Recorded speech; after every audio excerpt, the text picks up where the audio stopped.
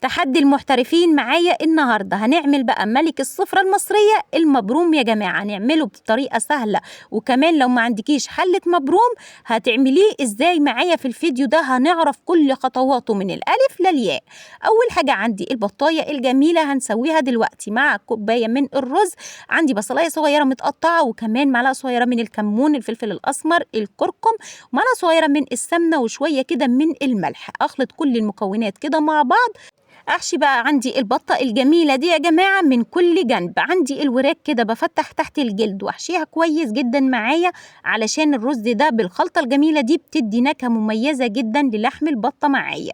واروح مقفله عندي بمعلقه صغيره او شوكه، مفيش اي مشكله خالص. واحشي كمان عندي الزور بالشكل ده. بروح بقى جايبه عندي السكينه عاملاها بالشكل ده. عندي بقى هنا ميه بتغلي بنزل فيها بحبيتين من البصل وحبايه من الطماطم، 5 فصوص من الحبهان، وكمان كمون، كركم، فلفل اسمر، مرقه الدجاج، كل حاجه معلقه صغيره. اول ما بتغلي معايا بنزل عندي بمعلقه كبيره من الملح، وانزل عندي بالبطايه الجميله زي ما حضراتكم كده شايفين بتستوي معايا.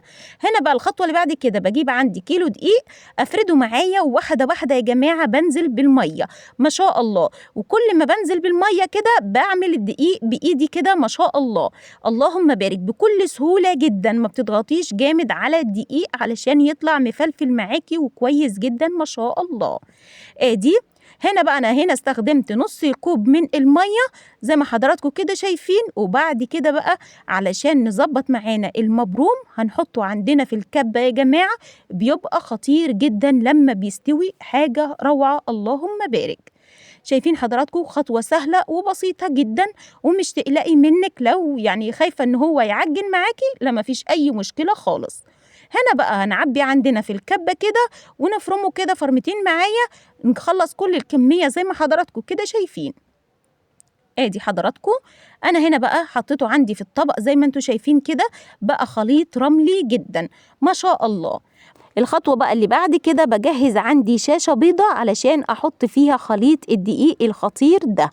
ادي انا هنا بقى فردته معايا، وبعد كده هربط عندي الشاشة البيضة، هربطها كويس جدا زي ما حضراتكم كده شايفين. لازم اعملها العقدة دي، وبعد كده احطها عندي في المصفى مع حلة المبروم يا جماعة. دي حلة المبروم موجودة عندي بتستوي فيها البطاية وكمان المبروم معايا فوق بالشوربة، خطير جدا.